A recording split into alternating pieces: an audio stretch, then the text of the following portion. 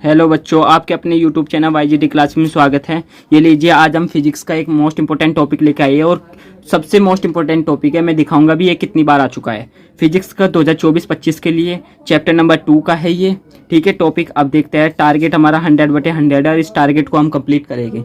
ठीक है, चलो। समांतर प्लेट सांधारित्र की धारिता के लिए सूत्र निगमन कीजिए। अब ये आप सोच रहे होगे कि ये क्या लिख रखा है सर।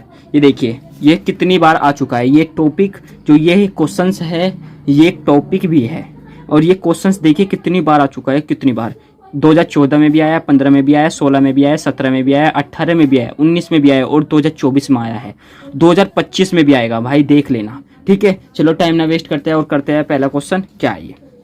समांतर प्लेट सांधारित्र के धारिता के लिए सूत्र निगमन किस प्रकार करेंगे। पहले मैंने चित्र बना दिया है, आप ध्यान से इस चित्र को देख सकते हैं। ये रहा।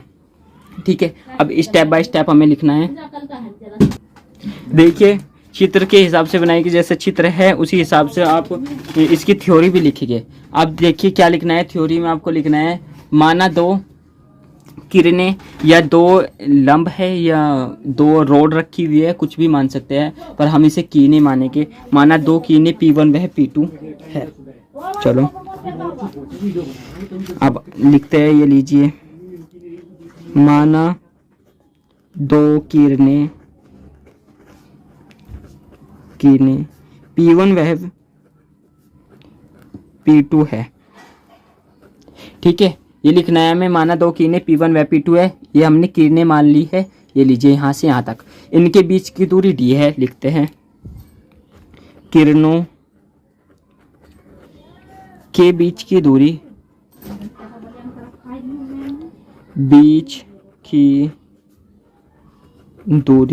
d है। अब देखिए, हमने इसका जो मेन पॉइंट था वो थोड़ा सा लिख लिया है। अब इसके आगे हमें और क्या लिखना है। हमने मान लिया कि P1 वह P2 दो किरणें हैं, इसके बीच की दूरी d है। अब लिखना है P1 पर प्लस क्यों आवेश है। बिंदु P1 पर प्लस क्यों आवेश है तथा बिंदु P2 पर माइनस क्यों आवेश है।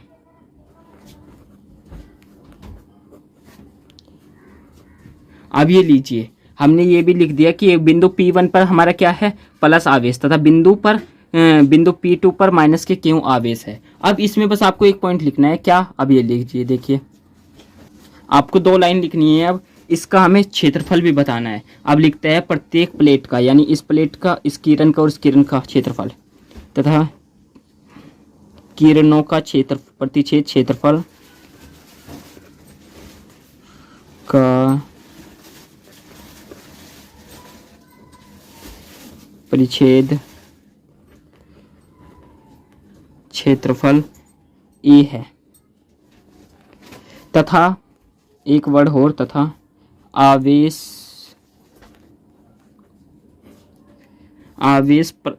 का पृष्ठ घनत्व, आवेश का पृष्ठ घनत्व सिग्मा, इसे तो आप सभी जानते होंगे, सिग्मा है। बस ये आपका मेन पॉइंट हो गया। आपको देखिए, ज़्यादा बड़ी थ्योरी भी नहीं है, कोई दिक्कत भी नहीं है। अब लिखना है हमें, अब वैद्युत क्षेत्र की तीव्रता से लिखना है। अब वैद्युत क्षेत्र की तीव्रता से, क्षेत्र की तीव्रता से बस आपको ये एक से लिखनी है थ्योरी। और यहाँ से आप हमने बता दिया थ्योरी किस प्रकार लिखी है। मैंने आपको चित्र के हिसाब से बताई है। ये थोड़ा चित्र में से ऐसे बनाया, आप और भी सुंदर बनाए, कोई दिक्कत की बात नहीं। अब देखिए, वैद्युत क्षेत्र की तीव्रता E से प्रदर्शित करते हैं। E is equal sigma upon F sine naught. अब देखिए, आप आवेश का पृष्ठ घनत्व सिग्मा लिख देता है। पहले आवेश का पृष्ठ घनत्व सिग्मा, यानी सिग्मा इसी प्रतिशत बोलते हैं। सिग्मा इजिकल क्या होता है? सिग्मा इजिकल क्यों बटे ए होता है, सभी जानते हैं। तब आप लिखना है, तब वैद्युत क्षेत्र की तीव्रता से, तब वैद्युत क्षेत्र की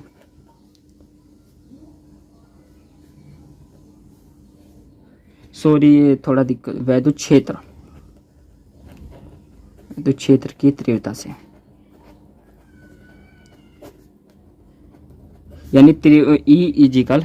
अब देखिए सिग्मा का मान रख देंगे हम यहाँ पे, सिग्मा क्यों बटे ए, यानी क्यों बटे एफ साइन नॉट ए, ये बन गया हमारा। तो इसे समीकरण 1 मान लेंगे, ठीक है। अब देखिए क्या लिखना है हमें, बहुत ही थोड़ा सा और लिखना है, और आपके सामने आपका ये जिस प्रकार हम बता रहे हैं उसी प्रकार आप स्टेप बाय स्टेप करते जाइए, आंसर कभी नहीं गलत होगा। जब प्लेटों एक्स वाई एक दूसरे से डी दूरी पर रखी है, जब प्लेटें एक दूसरे से डी तो दूरी पर रखी है ना, मैंने बताया था। ये देखिए ये प्लेट डी दूरी पर रखी है, तब प्लेटों के बीच उत्पन्न व्यवधानता, तब प्लेटों के बीच उत्पन्न व्यवधानता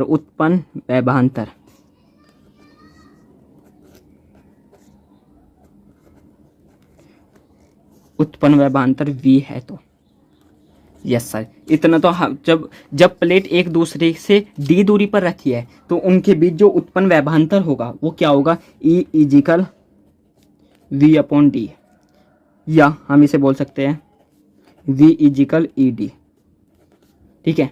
अब देखिए यहाँ पे हमें प्राप्त हो गया, यहाँ से हमें ई का मान प्राप्त हुआ, ठीक है, हो गया ना।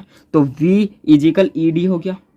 अब ई का मान समीकरण 1 व 2 में रखने पर, अब 1 2 ऐसे समीकरण कौन सी, आप देखिए ई जो है, ई का मान हमें यहाँ रखना है v इजिकल, देखिए v इजिकल ई का मान रख देते हैं क्यों बटे एफ साइन नॉट, तो क्यों डी हो जाएगा, क्यों डी बटे एफ साइन नॉट ए, ये हमारा मान हो गया v का।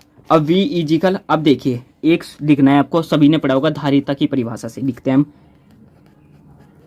धारिता की परिभाषा से।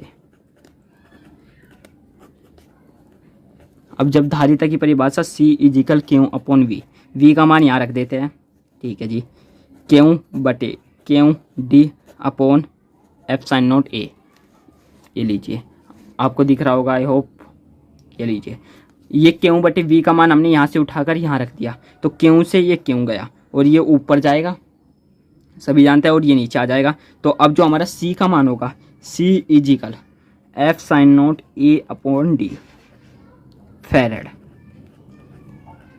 ये लीजिए ये आपका डेरिवेशन हो चुका है। बस इतना सा ये आपको डेरिवेशन करना था, आपका आंसर आ चुका है, ठीक है फ्रेंड्स। ये मैंने पूरा डेरिवेशन आपको करा दिया है, C is equal F sine not A upon D farad आपका जो निकल के आया है, ये आंसर आया है। मोस्ट इंपॉर्टेंट है, मैंने आपको दिखाया भी है कितनी बार आपको पूछा गया है, जिस बच्चे ने नहीं देखा एक बार और देख सकता है। 2024, 2014, 15, 16, 17, 18, 19 और 24 मोस्ट इंपॉर्टेंट है, एक बार और पढ़ देता हूँ। सामान्यतः प्लेट सांधारित की धारिता के लिए सूत्र निगमन आप अपने मॉडल में भी जाके देख सकते हैं, मोस्ट इंपॉर्टेंट क्वेश्चन है, कोई दिक्कत की बात नहीं। अगर वीडियो अच्छी लगे तो लाइक और चैनल को सब्सक्राइब कीजिए। धन्यवाद।